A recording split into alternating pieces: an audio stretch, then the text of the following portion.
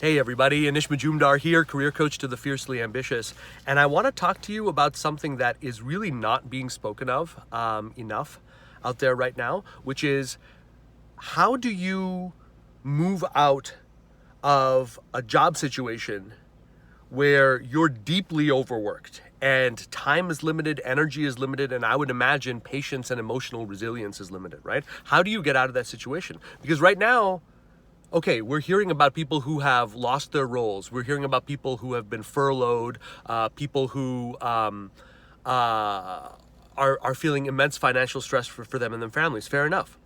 But there's also this wide swath of people who are working basically the equivalent of two jobs because someone they relied on is gone. They're dealing with a truly deteriorating situation, like the company is not going to make it, but it'll keep limping along for a while, and you don't know what else to do. And meanwhile, time is running out, and you feel like, how am I going to get out of this? How am I going to get out of this when it feels like jobs overall are limited? So, like, I can't invest more than a few hours here, towards solving this problem. How am I ever going to get out? Okay. If you're in that situation, okay, I want to give you three pieces of advice. I would give this advice to someone I was working with personally, and I promise you, the majority of the people that I'm lucky enough to coach and train on a way of generating career opportunities on demand without all the job search BS and all of that, I would give them these three pieces of advice. This would also be the same starting point, okay? So grab a pen, grab a piece of paper, and let's commit to action here, okay? Because don't keep watching this video if you're not going to execute. That's just noise. I'm not interested in noise. You know what I mean? I would rather you click off and do something more worthwhile with your time. But if you are committed to getting the hell out of your situation right now, overwork be damned, listen up. Number one, okay, you've got to be hyper efficient. You hear about 30, 40 hours a week. The only reason that should have never been the go-to, that should never be the requirement to get a better role, even a markedly better role, but it's accepted because people spend 80 to 90% of their time on things that either A, aren't going to make any impact or dent at all in whether or not they get an offer, but there's no involved there, and so the terror is gone, or B, unbelievably time-consuming and labor-consuming ways of doing it, i.e. submitting to job postings, cold networking, trying to impress some low-level gatekeeper who frankly doesn't care about you and is so fear-based right now, good luck. Instead of, again, risking yes by playing the high game. So what would I do? If I only had a couple of hours per week and I needed to solve this, number one, I would go high level.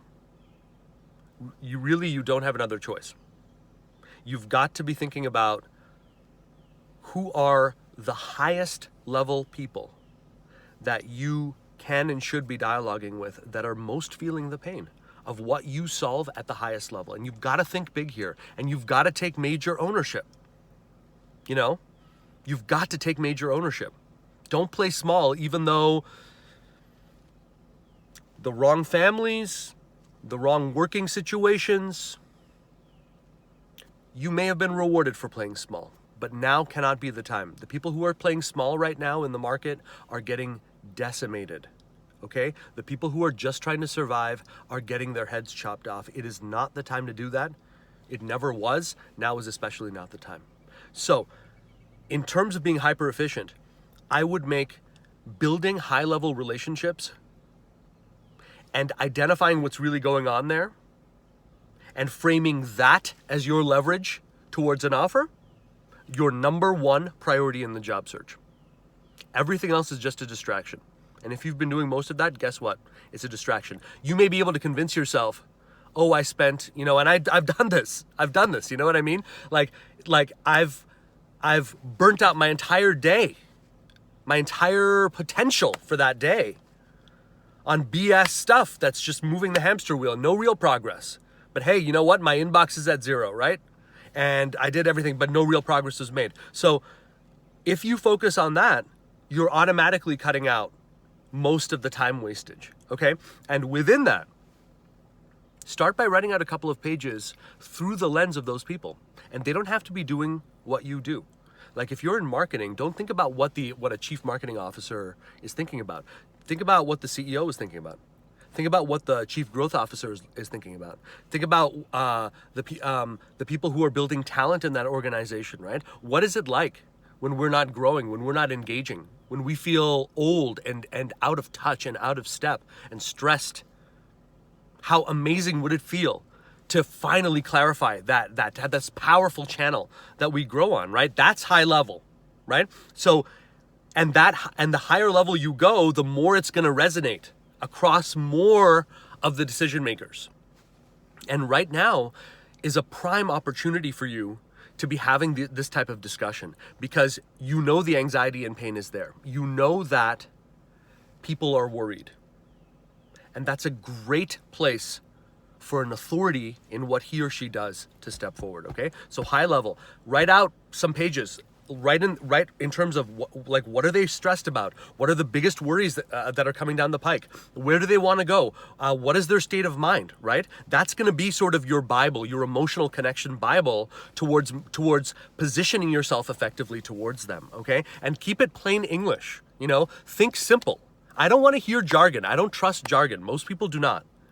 At the high level, one of the benefits is if you do this right, all of your red flags automatically become points of interest, because I'm not looking to fit you in with some kind of job posting that doesn't even bear real relevance to the opportunity anyway, right? So plain English, and think about impact. Don't get stuck in what I do. Don't get stuck on that. Get focused on why is this so urgent right now? And what would be some steps, some gateways that any company you work with, any client you work with would have to move through, okay? This is gonna be sort of your overall framework for what you can do. And it's way, way more powerful than any of this send and wait, hello, please. All of that is a lowball game because you don't wanna risk no. But the thing is, the same thing that is the fear of the no is also the fear of the yes. Can you see that? Can you see that they're the same thing? Can you see that this is just a way that your mind is trying to keep you safe? But you don't need to be safe. You need to share your light with the world, and now is the time, okay? So go big. Trust me. Don't make the mistake I did. I lost years of my career saying, I'm just this. I only belong here. This is only my niche. If you don't understand that, you don't see me. And then when I just took responsibility, can I free people? That was the thing that changed my life. This quiet moment where we had me and my wife, we had Mickey crying upstairs, just a terrible sleeper those first couple of months. And I'm down there in this office, and I'm like, what am I doing? What would make this sacrifice worth it? What would make me being less there as a dad worth it? Because by that point, I'd been taking care of him for several months. My wife had been working, and I was like, well, why not? And the thing that resonated in that was, you got free. You didn't have any of the hiring credentials. You didn't have any of that. You just had hunger, fire, and relentless execution. You got free. Can you teach others to be free? Because my God, there's so many people who should be so abundant right now, and they don't feel that way, and they're not. That was my turning point. And I will be a servant to that impact forever. Right? And if you bring that to what you do, you're going to be able to have these dialogues, and they're going to be productive, and they're going to go somewhere, okay? Number 2, CTA everything, okay? That's a phrase that I have written up on my whiteboard. I come to that all the time. Call to action, CTA, right? It's not, there's no such thing as a general call that goes nowhere. Hi, how are you? No, not when you're looking for this, not when you're time compressed. There's no such thing as sending LinkedIn posts out there. That are just, hey, information that don't go anywhere. Guess what, guys? If you want to bolt all of this together, and you want to learn exactly the 5 shifts that I teach my masterminders, we've worked through 1,600 other high performers to this point, and our goal is 10,000. If that's you, I want you to hop over to helloanish.com right now. And I've got a masterclass loaded up that is going to show you. It's going to be the best hour you're ever going to spend. See, that's my call to action, right? I used to be terrified about saying that. But I'm a believer, because I see people like you make those shifts. I mean, sometimes people who've been out of work for 3-4 years in this environment, in this post-pandemic environment, to see that win, there's nothing that can shake that level of belief and purpose. Nothing. And chances are you already have that in your career, but you've never activated it. Well, you know what? Now's the time to activate. So when you send those posts out, start a dialogue. Leave me a comment. If someone leaves you a comment, hey, you know what? I'll take this. Let's take this into LinkedIn private messaging, and we'll do that. If I send an email, I'm looking for the call. If someone asks me for a resume, I don't know what it is. I'm going to ask for more details. Hey, what compelled you to reach out? Really excited about this. You know, hey, what should I be thinking about here in terms of prep for this? And post resume, what's the next step I can expect? I got to know that stuff, right? But I'm pushing for the call to action. Listen, the cliche about closed mouths don't get fed is very true. Okay, you've got to ask. At the end of the day, you have just got to ask for what you want, okay? And the last thing I just want to kind of put in your mind, okay, is I just want to encourage you to be open, okay, with love for every possible solution that's out there. Don't get hamstrung by this idea that,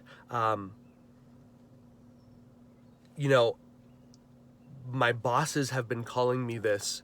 This is who I am. Listen, if it's a role with a title that you ultimately had to create for yourself, and that gets done every single day, so be it. Awesome. And if it's a high-ticket consulting role and you didn't expect consulting, or you didn't expect to be working with an early-stage company, but it happens, go for it. Go for it. Go for it. Move it towards the impact. And accept every possible combination that's out there to success. Don't make the game harder than it is. If your job is to get out, set your fulfillment targets. Keep them lean, keep them mean. Don't make them more than 2 and 3 to start, you know, the big boys. And any combination that goes for it, you're out. You're out, okay? So be open with that. Be open to discovery. I promise you, I never, ever planned to be a career coach. That was not in the cards, you know. I had an aha moment. This shy kid on a high school stage in Montreal. Gigantic Shakespeare book from a mom who used to be an English teacher and was just mentally ill at that point. I don't know what in God's name compelled me to get up there and start reading this piece, but therein was the first aha moment. But that was going to be the dream, you know, and I was a working actor for many years. Then I discovered journalism. Then I discovered that whatever the writing thing was, you know, those, you know, age 7, age 8, age 9, age 10, my mom wouldn't let me, and this is when she was very lucid, she wouldn't let me do the homework until I'd done creative writing, you know, and it's something in that stuck, you know what I mean? So that became what? That became found discovery. But the ultimate was you. The ultimate was realizing that I can die without regrets if you get to be a better man, you get to be a better woman, you get to be a better child of God for yourself and your loved ones, and you did it your way. It's not selfish. It's not ego. That's just the lie that they try to tell you to keep you from being free. Because the power of an individual, properly leveraged, can be as powerful as any organization out there. But they don't want you to think like that. I do. So that's the last one, okay? And just to wrap up here, and just to see, you know, no shame in the effort, right? I've got the notes right in front of me here. And I encourage you to have those notes for every call. Move towards that outcome. Have those questions ready. What do you want to ask? What's going to be the most likely to reveal what's happening here? Isn't that the best way for you to show value, to get to work? So the 3 ones, be hyper efficient, i.e.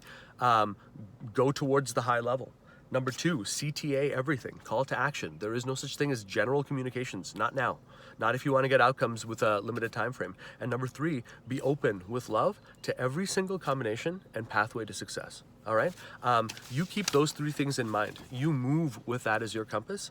You are going to succeed wildly in this environment. And just so you know, on our end, the outcomes have not stopped. They have not slowed. The game has shifted. The outcomes continue. So know that you are doing this for a reason. Go after it. And again, just to repeat, helloanish.com, okay? HELLOANISH is exactly where you need to go if you are serious about putting all of this into play, dialing it in, and making transformative things happen, okay? It'll also give you a sightline, I think, into a whole universe, a marketplace of opportunities and outcomes that perhaps you've sensed. Let me show you the reality. All right? So hop on over there. And in the meantime, wishing you much success. All right? I'll talk to you soon.